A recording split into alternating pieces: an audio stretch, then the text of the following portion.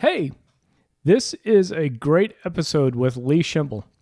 I'm re-releasing this as a bonus episode because we have Veterans Day coming up in the U.S. and Remembrance Day coming up in a lot of the British Commonwealth countries.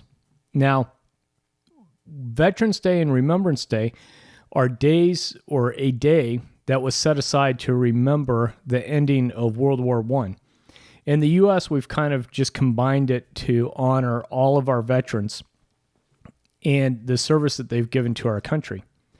Now, with Lee, we sit down and we talk about his great example of serving others in his community and how that example is being passed on to his grandchildren. And we also talk about how he and his grandchildren and his family get together and observe Remembrance Day.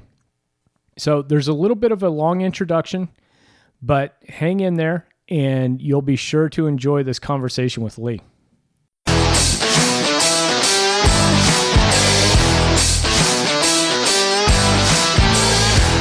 Hello and welcome to the Cool Grandpa Podcast. This is your host Greg Payne coming at you from Studio 12. This podcast is about being the best possible grandpa you can be, focusing on what it is to be a grandpa and how we can all share that experience together for our grandchildren.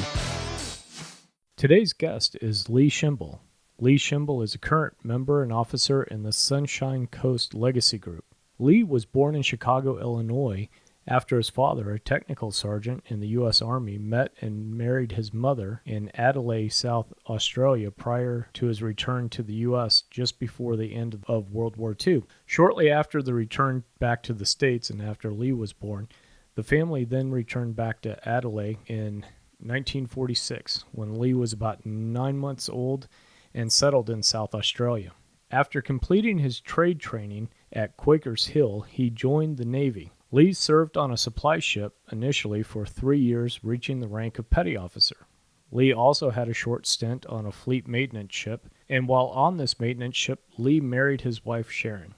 Lee and Sharon have now been together for just over 50 years. Lee eventually earned the position at the Australian Embassy as the Australian Liaison Officer to the U.S. Chief of Naval Operations as a financial manager. At that time, he was the first and only foreign officer on his staff. There were some interesting security complications when he arrived because of the fact that he was a born U.S. citizen and was traveling on an Australian diplomatic passport.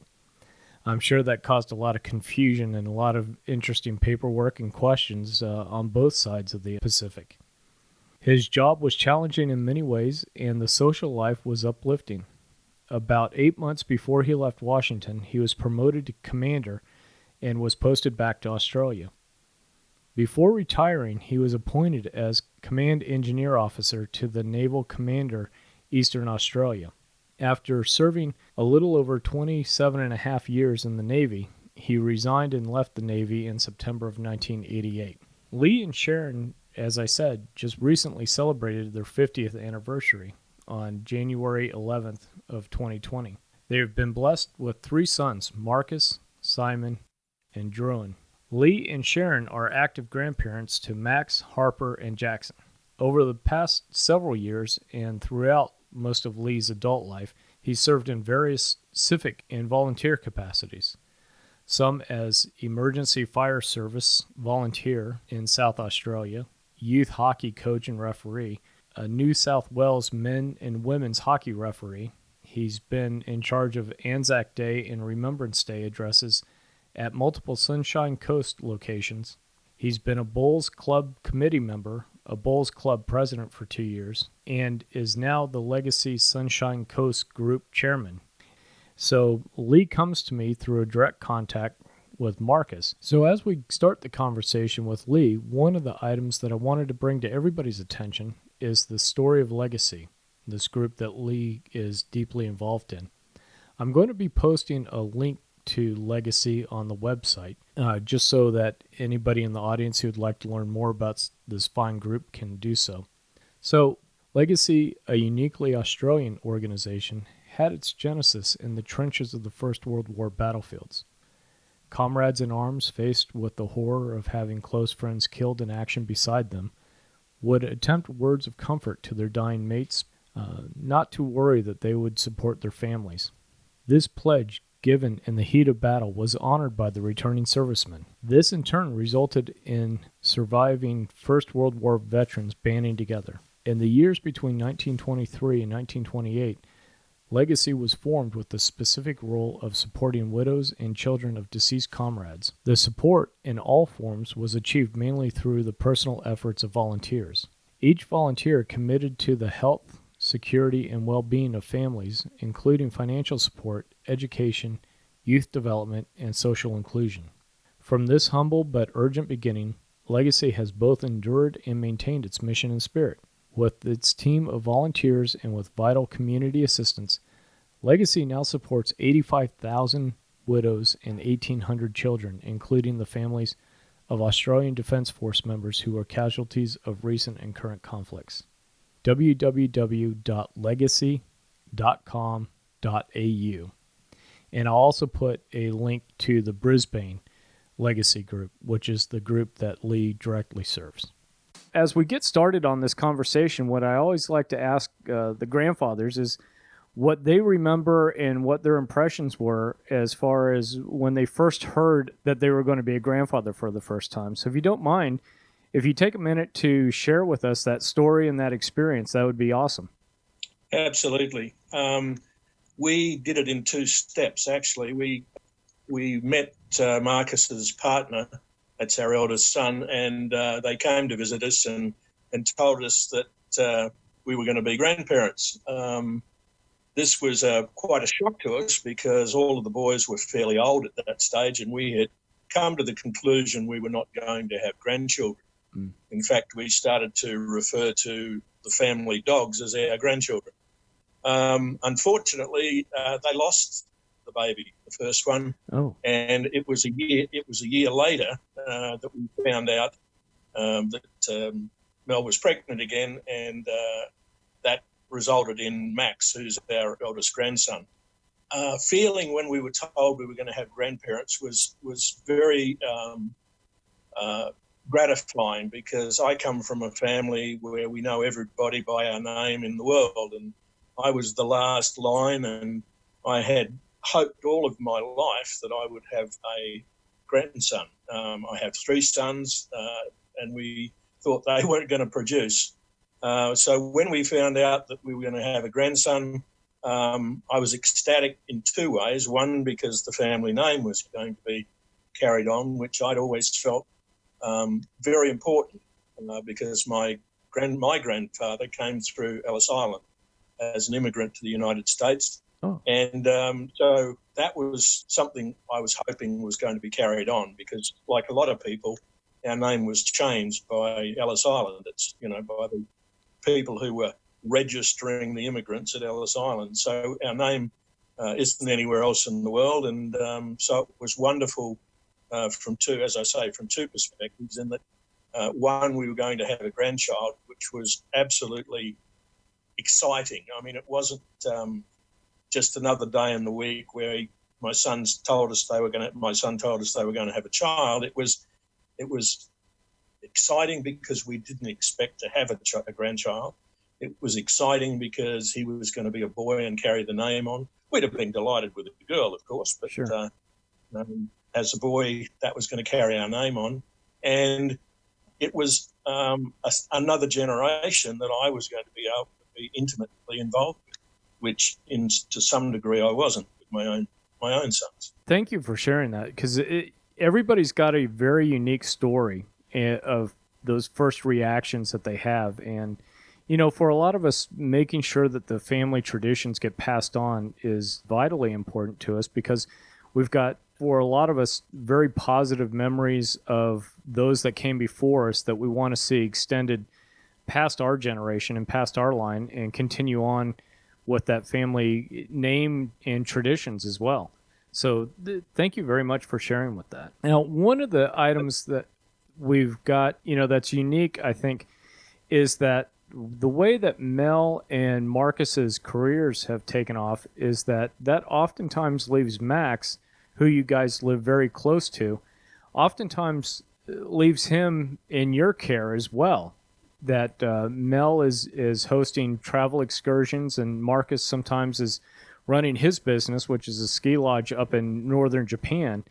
And there's times I understand where, Max needs to come over and not just spend the night with Grandpa and Grandma, but he may be spending some extended periods of time with you guys. And would you share some of those experiences and how that works within your family?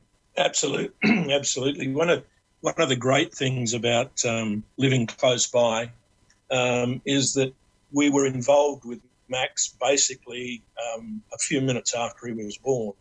We went to the hospital, we waited, and Marcus proudly brought him out for us to be able to meet virtually minutes after he was born, which was so exciting. I'm not an emotional fella, although I must admit, as I've got older, I've got a little more that way. But to be handed my grandson when he was still unwashed and unclean, straight from birth, was absolutely mystifying. I mean, I did it with my own boys, but that was an awful long time ago, and it was fantastic. And that relationship has continued. As you say, Marcus and Mel are away quite a bit, and we have spent a lot of time with Max. When he was a baby, we used to babysit, obviously. As he's got older, he comes and stays with us, sometimes for days.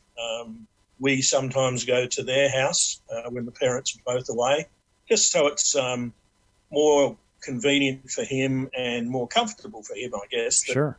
We can be there in his own environment with his own things. And we stay at the house with him. We've always treated him, I think, as an equal. We talk to him as an equal. We've never, sort of treated him like a baby.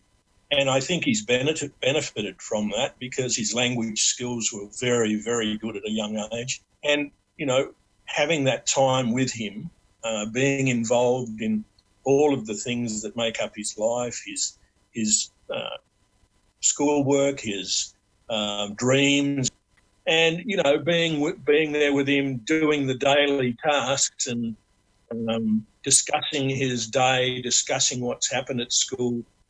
We're very, very close in that way, and it gives me the opportunity to be involved and to give him reasons why things happen.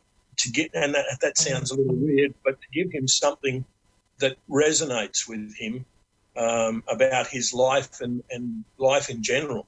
Sure. Well, and one of the items that you brought up was speaking with him as an adult. Obviously, you're communicating with him at his level, but you're using language that you would use with an adult, which I think always makes the kids so much more advanced and much more at ease when talking to adults. There's not some of the hesitation, some of the wondering about where they stand within that communication. Obviously, there's a child and adult dynamic involved, but one of the items that I really have enjoyed is watching some of the grandfathers that do the same thing with their grandchildren, having those grandchildren be able to carry on an adult type of conversation with somebody where they don't feel like they're trying to, I don't know, lack of a better word, talk baby talk when they're talking with an adult. They'll say, here's the auto, here's the fuel, here's these different, they're using the vocabulary of an adult even at a young age, which I think just puts them more at ease with conversing with adults. Yeah, I think you're right. And, and we've always done that. It wasn't something we talked about doing. It's just something we did. And consequently, Max particularly, obviously he's much older than the other two grandchildren, but he would come and ask a question and he wouldn't expect to get fobbed off or given a flippant answer. When he asked a question or he wanted to discuss something with you, he expected me or my wife to discuss it in an adult way. Now, obviously, you temper that with his age and his ability to understand, but you discuss it and you tell him the truth and you let him ask questions. I think that's very, very important in the relationship. And I think that relationship then gets a trust about it, where he believes that what you tell him is true, and he's happy to come to you and discuss things with you and ask questions. And I think that's really important. What you're doing too is you're laying a foundation that as Max and the other grandchildren continue to get older, talking with other grandfathers that have older grandchildren, is that foundation's there that they can come and they can ask questions. They can really use the grandparents as a confidant and a sounding board for important decisions, things that may not be that important, to us, but for even, let's say, a 13, 14-year-old, could be the end of the world if it comes out wrong. It could be something as simple as asking a girl out. It could be something as simple as a friend that may have betrayed a trust, and they need to go to an adult and maybe somebody that may not be their parent, because there's a different relationship there, but they need that trust and that confidence and that security that has to be established early. I'm sorry, go ahead. I think it's easy. No. It's easy for grandparents not to be judgmental. I think parents tend to be a little judgmental because they have their expectations of what the child is going to be like and what the child should do. And sometimes I think that the child realises that we're telling mum or dad a secret or something that they're worried about, that it might not be well received. And so if you give them that out, or that second option to talk to their grandfather or grandmother in that case, or in some cases, that they can say things that maybe they wouldn't want to say to other people, and know that it's confidence and that they'll get a reasonable answer. Right. And part of what I think happens as that relationship grows and develops is that it's important that they have the mentors and the people in their lives that are obviously looking out for them as they grow and develop.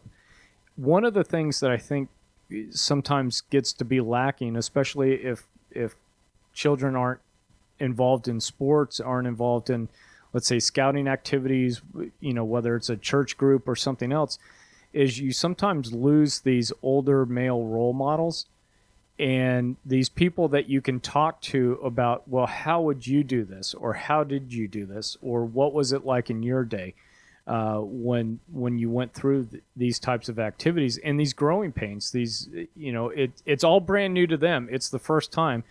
We may have seen it 4 or 5 times, but it's very important to them. And you only get that with exactly what you're describing, talking with them, using adult language, I think, and being comfortable to tell them how things are without doing a lot of whitewash. And the kids pick up on that. Yeah, of course they do.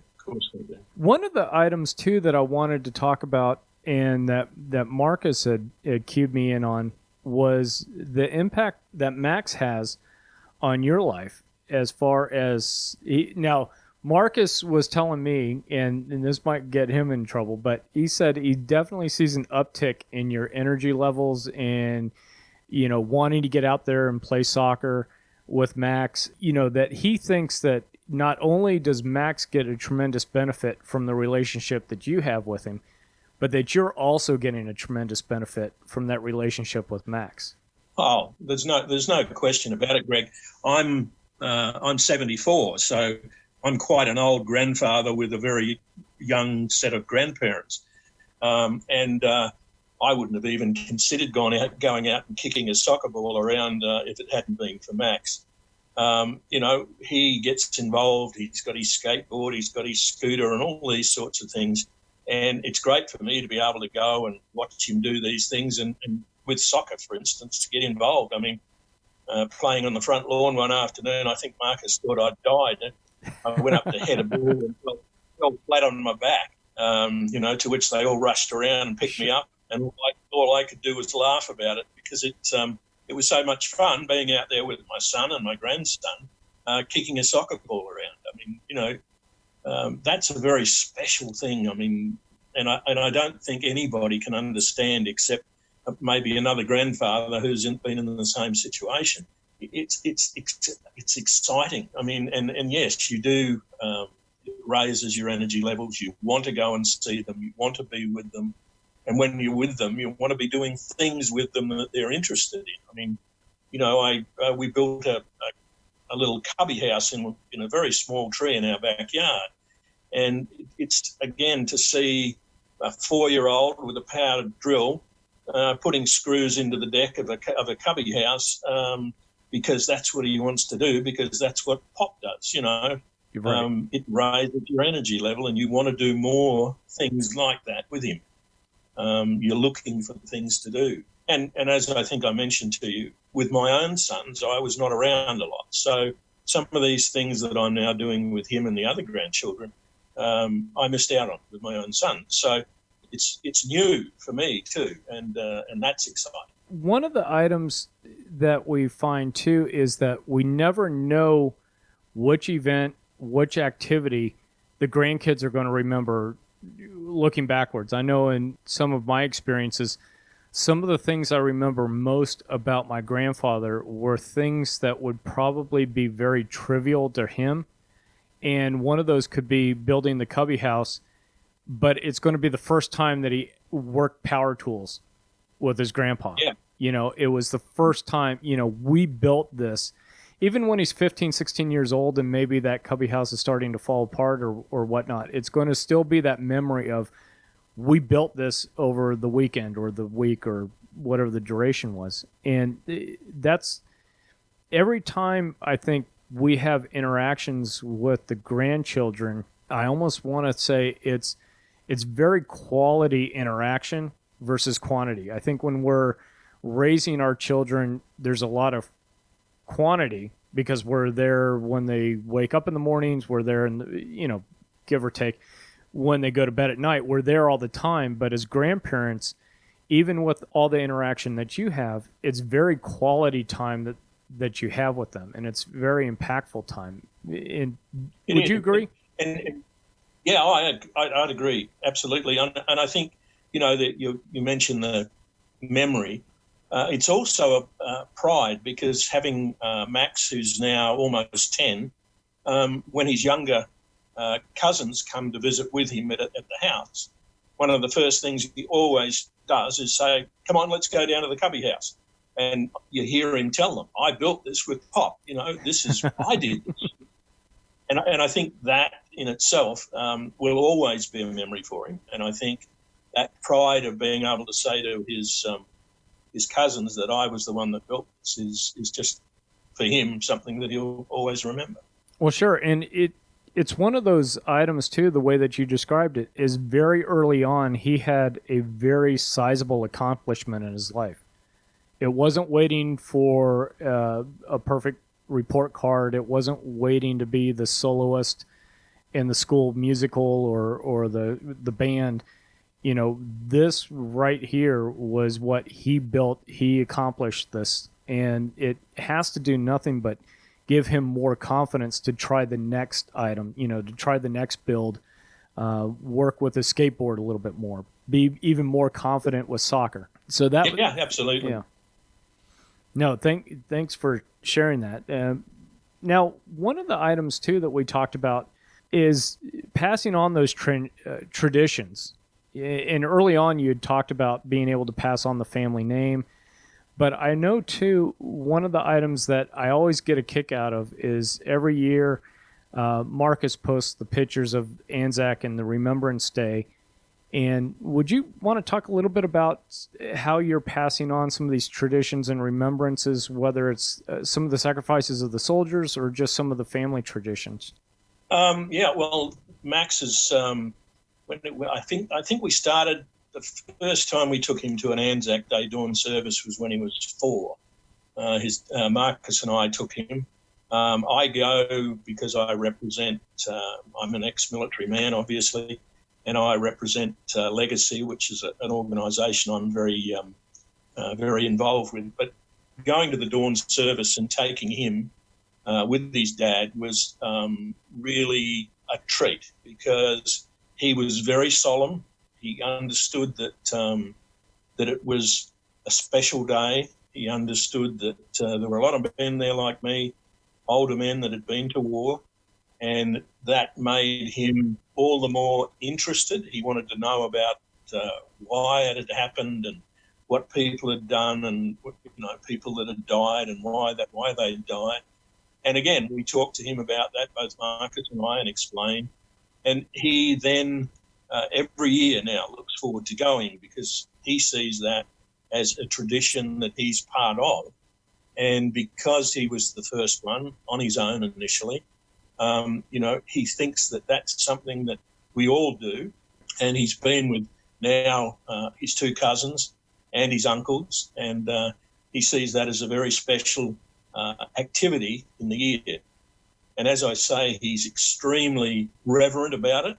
He takes it seriously. This year, because of the virus, we couldn't have dawn services. So we all tried to go out on our driveways and with a candle and celebrate that way. And he insisted that he and Marcus go out on the driveway, even though I couldn't be with them this year or any of his cousins. He went out and they had their own little dawn service on the driveway. And, that's a tradition that has started and probably has been carried on now more by him, I think, than by his father and by myself, because every year, Anzac Day's coming, we've got to get the medals out, we've got to put them on, we've got to go to the dawn service. And when I I quite often give the address at these services and lay a wreath, and he's so proud, and he's enthusiastic and talks to people and shows them his great grandfather's medals.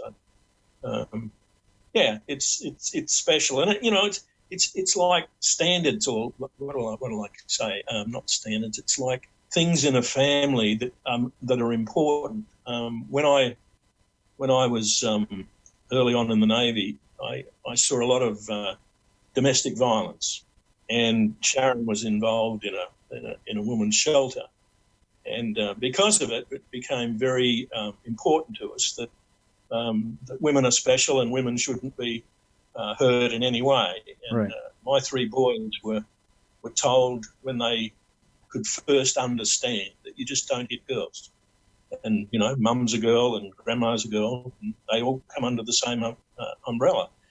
And all of our children and all of our grandchildren have been told that is a rule in this family.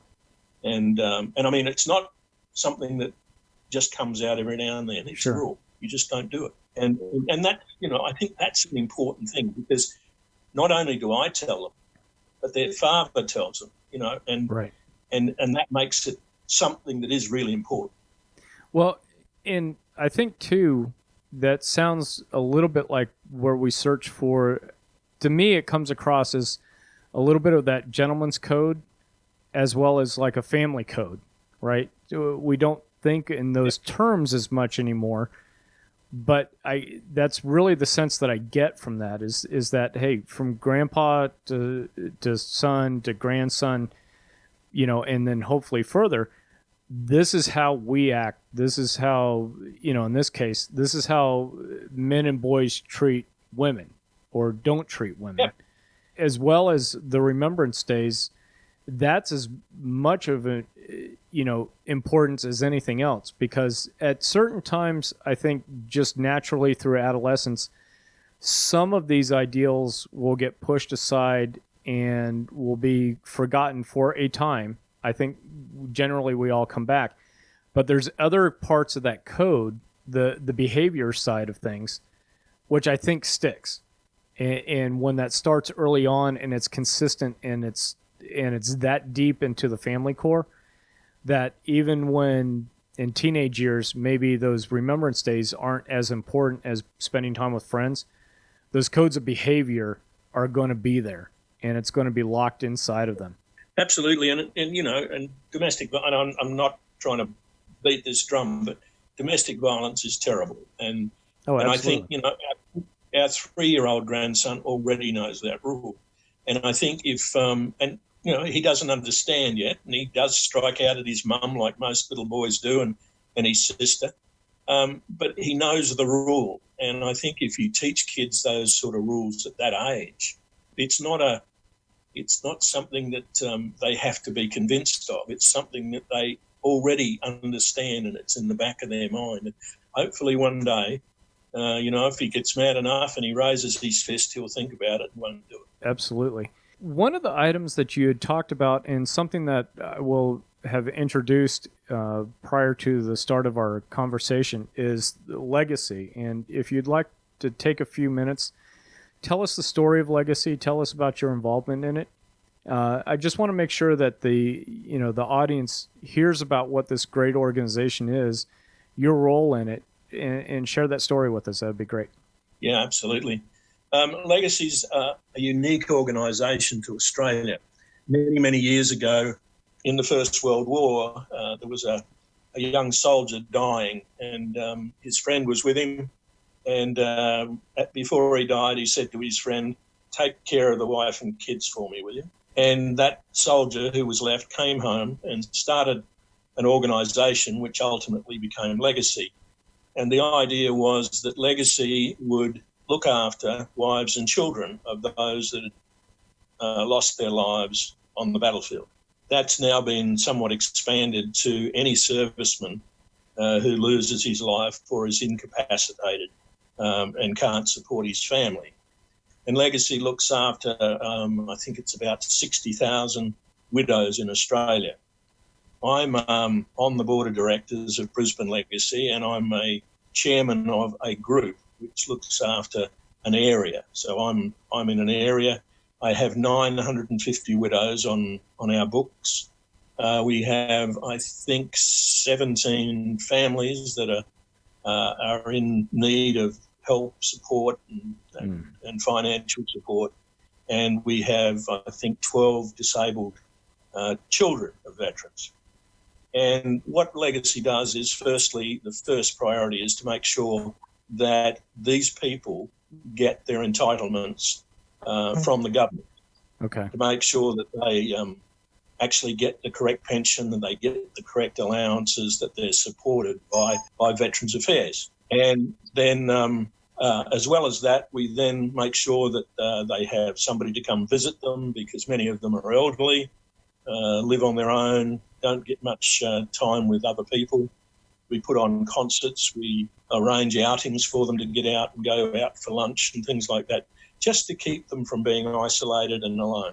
Oh, wow. And then if they need financial support, we give them financial support as well. Oh, very good. And I think I caught it, but this is to supplement what the government is providing in terms of financial support and services to them as well, right? So it's... Yeah, that's right. And, they most of them get a pension, because Australia's a social country, and they get a pension, which is okay, not great. Sure. And some of them manage, some of them don't. And, a big item, if their refrigerator dies, for instance, most of them can't afford to just go out and buy a new one. They don't have that sort of money. So that's when we step in, we help them financially, and we arrange for a new fridge. We do a lot of work with the children of the families. Some of them are still quite young, and we support them at school. We buy their computers, pay for their books, generally look after them. And the disabled ones, they're much more in need of help, and we do a lot with them as well. Oh, fantastic. That great work, and it's a great organization to be a part of, it sounds like. It is. It's very satisfying. You get a lot of satisfaction out of it. And I imagine that Max sees you involved in that quite a bit as well, and it probably reinforces that idea of service and duty and country and taking care of other people. A lot of values that will be sure to follow him in his days. Absolutely. He sees a lot of it, because I'm involved on almost a daily basis.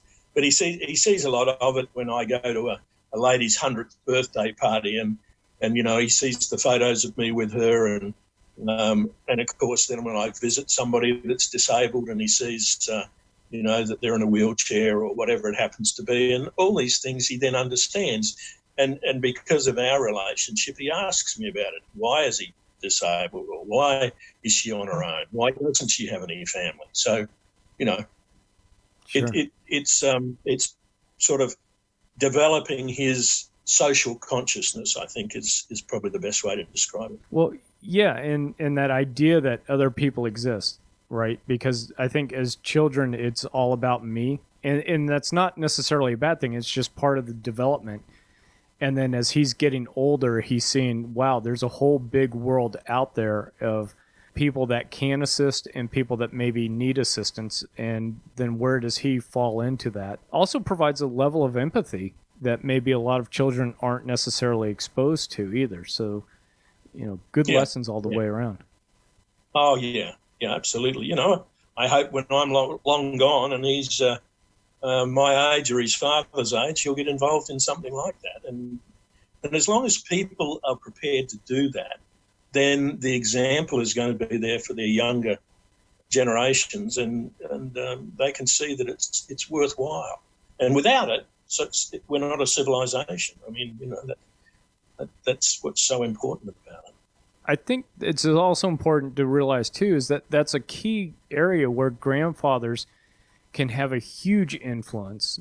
You know, as a father, you're typically focused on a career, you're typically focused on so many other things, including other children, that as a grandfather involved in civic-minded organizations, having that grandchild involved just opens up so many other avenues of thought and raises their consciousness, like I said, of, hey, there's a whole other world, there's a whole other, you know, kind of activity. Plus the idea that, hey, you can get internal satisfaction from helping somebody. So, yeah, absolutely. You know, I think as a grandfather, you've got the time to do those things and to give back. Most parents these days are so busy just making a living, providing for their family, they don't have a lot of time to do that. And so that example has to come from the grandparent who has the time and the inclination to do it. And if the grandparent wasn't there, then they wouldn't see it. Absolutely. So, Lee, as we're starting to wrap up the conversation, one of the items that I ask people about is to share a story about their grandfather or grandfathers, or a story that they have on top of mind about being a grandfather. If you wouldn't mind sharing something with us, I think that would be a great way to wrap up this conversation. It's wonderful to be part of, isn't it? Yes, I'd love to. I was lucky. I had my mother's father was a real character.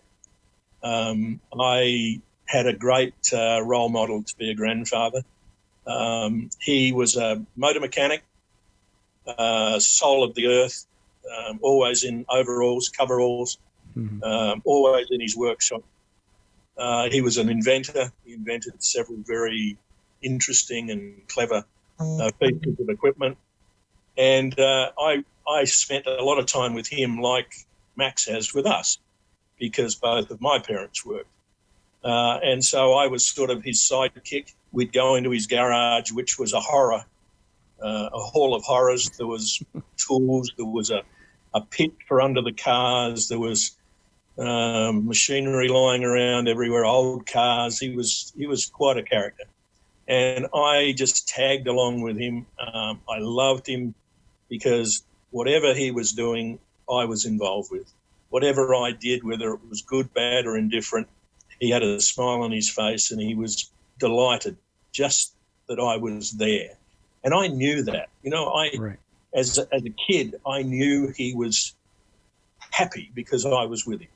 And I think that has stayed with me all of my life, the fact that my grandfather loved me just being near him. And that's really what I'd hope for my grandchildren, is that when they get to my age, they can say, you know, I just had so much fun when I was around him, and I was always part of what he was doing. And I think, you know, my grandfather died quite young, which was unfortunate, but he was such a role model. I'm a marine engineer now, and probably because I spent most of my younger years tinkering with mechanical things, climbing down into this pit, which was really just a hole in the ground that he drove cars over. and looking under the cars and those sorts of things have stayed with me all my life. Well, thank you for sharing that. And I do know the conversations I've had with Marcus is that Max just absolutely enjoys his time with you. And, you know, everything from you attending the soccer games to the school events. And so I think you're safe on Max will have those memories of you just enjoying having him around. So I think you're in good company with your grandfather on that. Right. And Lee, I really appreciate that you spent so much time with us and that you shared so many important ideas and lessons learned with me and the audience, that I do truly wish you well and look forward to talking with you soon. It was a great pleasure, Greg. Thank you.